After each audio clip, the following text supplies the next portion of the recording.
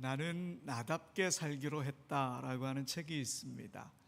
이 책에 우울증을 겪고 있는 한 사람의 이야기가 나옵니다.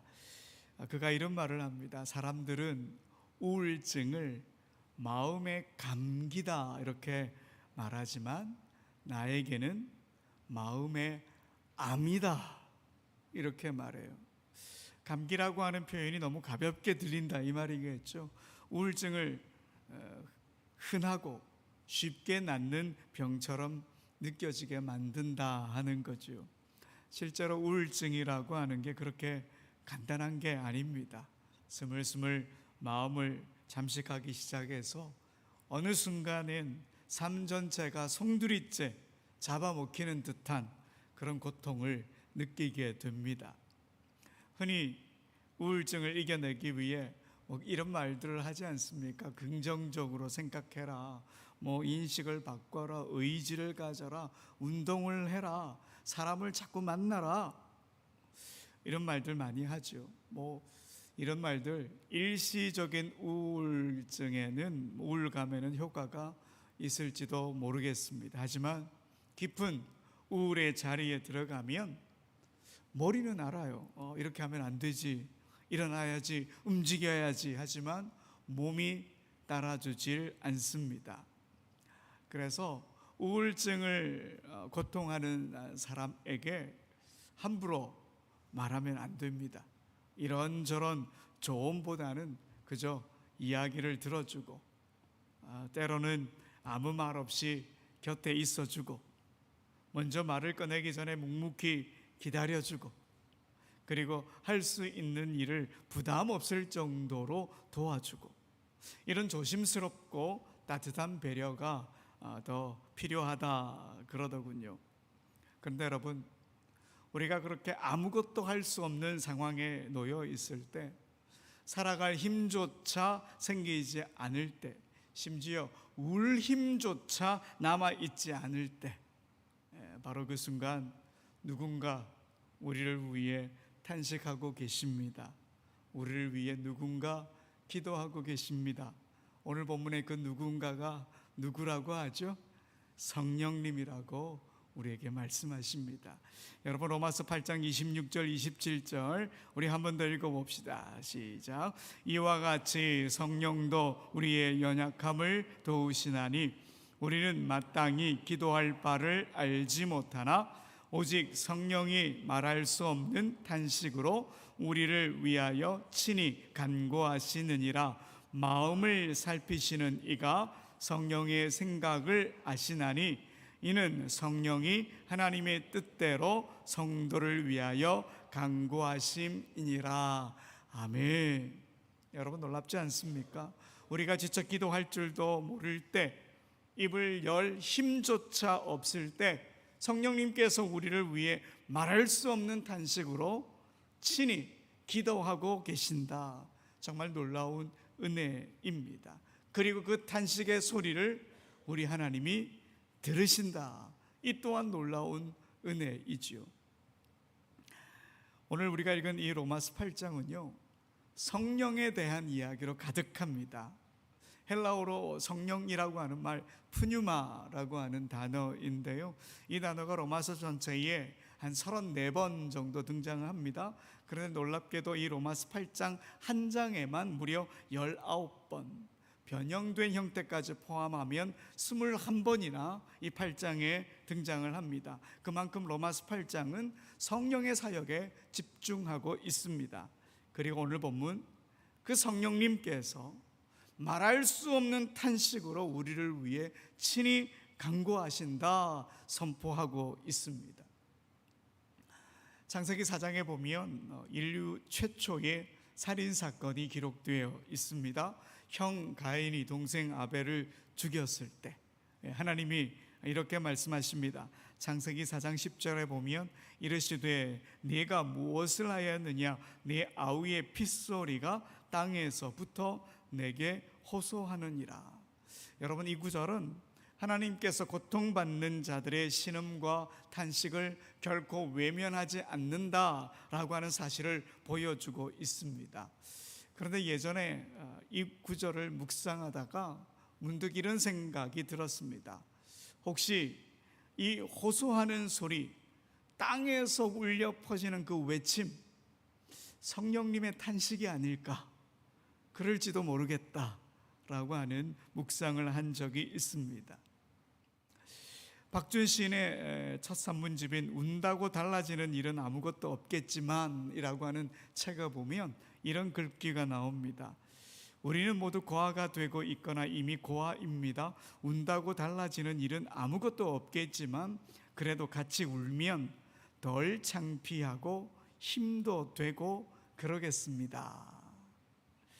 우린 지금 고아가 되어가고 있다. 여러분, 이 말 현실을, 우리의 현실을 잘 표현한 말이다, 그렇게 말할 수가 있겠죠. 부모님이 이미 세상을 떠나서 진짜 고아로 살아가시는 분들도 계시지만 시인은 그저 부모를 잃은 것만을 말하는 게 아닙니다. 사랑하는 이를 잃고 마음이 텅 비어서 혼자가 되어가는 것, 그 상실감과 외로움을 고아가 되어가는 것이다, 이렇게 표현하고 있는 거죠. 사실 누군가를 잃고 또 슬피 운다고 해서 죽은 이가 살아서 돌아오는 것은 아니겠지만 그 자리에서 누군가 나와 함께 울어준다면 여러분, 그 눈물이 우리에게는 위로가 되고 견디는 힘이 되는 거지요. 여러분, 우리를 위해 지금도 성령님께서 울고 계십니다. 우리를 위해 기도하고 계십니다. 우리가 아무것도 할 수 없는 그 순간에도 성령님 탄식하시고 기도하십니다. 그런데 여러분, 오늘 본문에 이 말할 수 없는 탄식이라고 하는 표현, 어떻게 보면 감정적인 슬픔이나 눈물 이 정도로 생각할 수도 있겠지만 이보다 더 깊은 의미가 있습니다. 헬라어 원문을 살펴보니까 인간의 언어로 다 담을 수 없는 아주 깊은 차원의 간구, 이런 의미가 있더군요. 우리가 말을 잃고 생각조차 정리되지 않는 순간 성령님은 우리의 내면 깊숙한 곳을 아시고 하나님의 뜻에 온전히 일치하는 기도를 우리 성령님께서 친히 하나님께 올려드리신다, 이런 뜻입니다.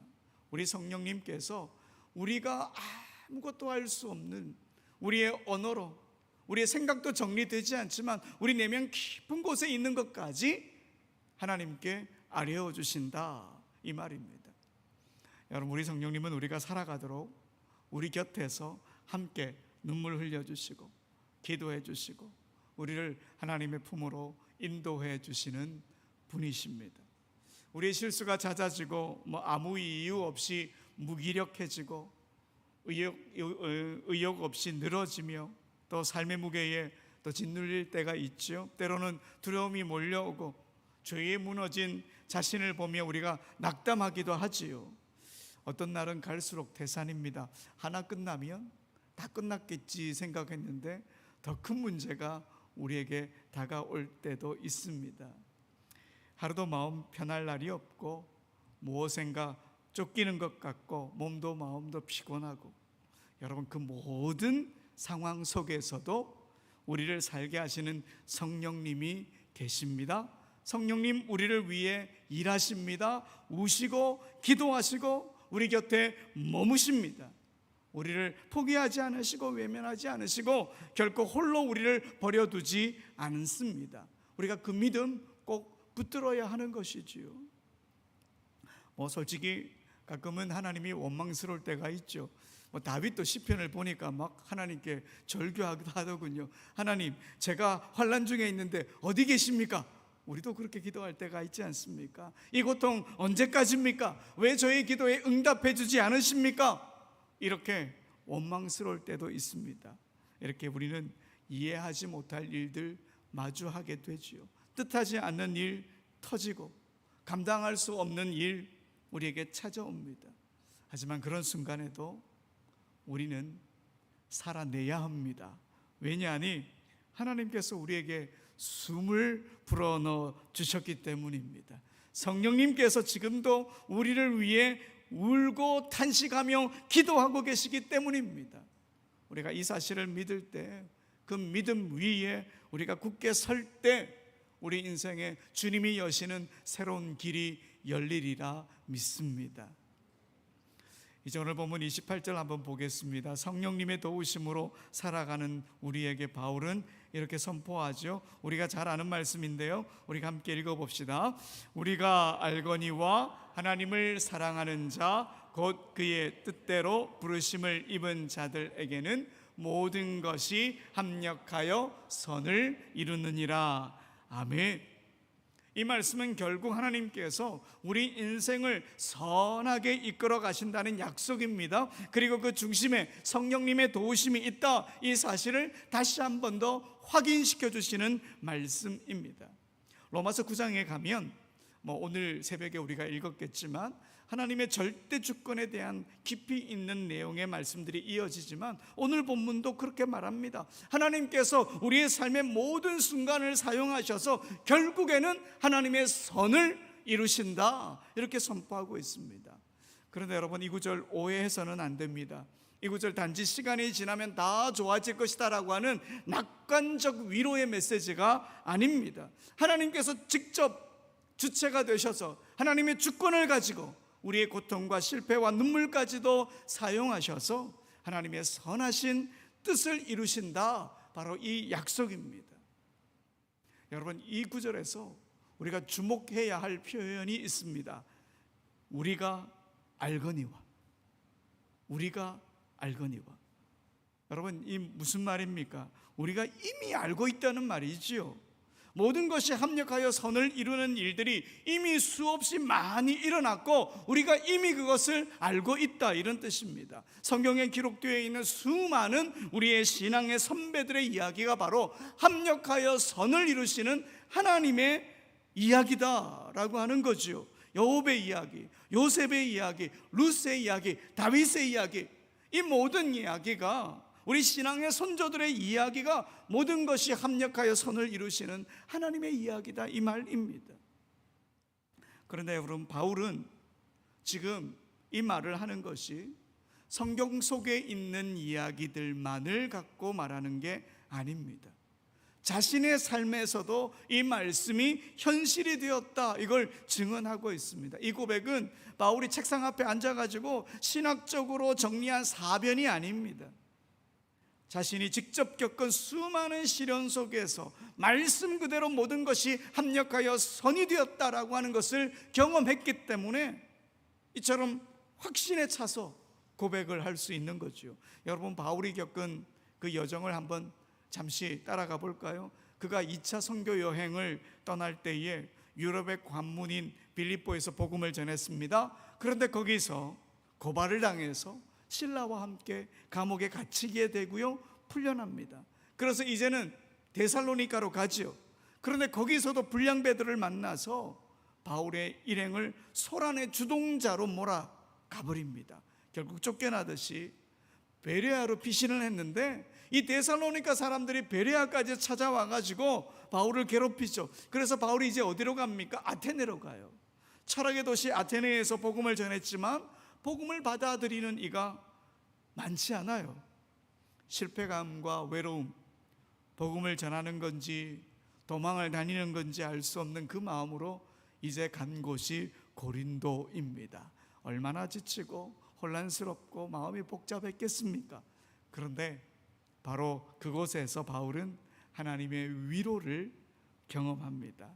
평생의 동역자가 될 브리스길라와 아굴라 부부를 만납니다. 이방 선교라는 사명의 방향을 분명히 잡게 됩니다. 그리고 고린도 교회를 세우고 그곳에서 1년 6개월 동안 복음을 전하며 사역의 열매를 맺게 됩니다. 이때까지 내가 도망 다니던 것들이 다 하나님의 주권 아래 있는 것이구나.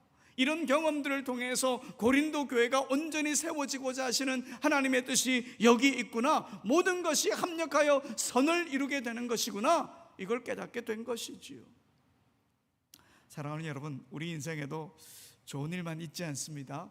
기분 상하는 일도 있고 낙심되는 일도 있고 가슴이 쓰라린 일도 있고 무너지는 일도 있고 잊고 싶은 일도 있고 돌아보기 싫은 일도 있고 그렇지 않습니까? 하지만 그 모든 경험들 우리 하나님께서 하나님의 주권으로 하나님의 선을 이루기 위한 디딤돌로 사용하신다. 우리가 그걸 믿어야 합니다. 그리고 지금도 성령님께서 우리를 그렇게 인도하고 계신다. 이걸 기억해야 하는 것이지요. 얼마 전에 지나간 일기장을 이렇게 살펴보다가 오래전에 기록한 성령님에 대한 글 한 편을 찾았습니다. 그날 무슨 일이 있었는지는 안 적어놨더군요. 그런데 이런 문장이 남겨져 있었습니다. 이 모든 게 성령, 누군가에게서 듣는 따스한 말 한마디, 생각을 깨워주는 짧은 글귀 하나, 땀을 닦아주듯 스쳐가는 바람, 무더운 햇빛 사이로 드리운 나무 그늘, 시원하게 목을 축여주는 한 모금의 생수, 그리고 조용히 흘러내리는 따뜻한 눈물. 나에겐 이 모든 게 성령이다. 살아갈 힘을 주는 모든 게 나에겐 성령이다. 두려움이 변하여 기도가 되게 하고 한숨이 변하여 노래가 되게 하는 나에겐 이 모든 게 성령이다. 아마 선교 현장에서 제가 좀 힘들었나 봐요. 사랑하는 여러분, 성령님은 우리가 이 땅을 살아가도록 도우시는 분입니다. 언제나 우리에게 가장 필요한 모습으로 우리에게 다가오십니다. 그런데 사람마다 다 다르죠. 누군가에는 친구의 위로일 수 있고, 누군가에게는 한 줄 말씀 구절일 수도 있고, 또 어떤 이에게는 조용히 부는 바람일 수도 있고, 또 다른 누군가에게는 눈물 한 방울이 성령님의 임재가 되어 다가오는 것이죠. 우리는 종종 성령님의 역사를 뭔가 크고 놀라운 사건으로만 생각하곤 하지요. 하지만 아닙니다.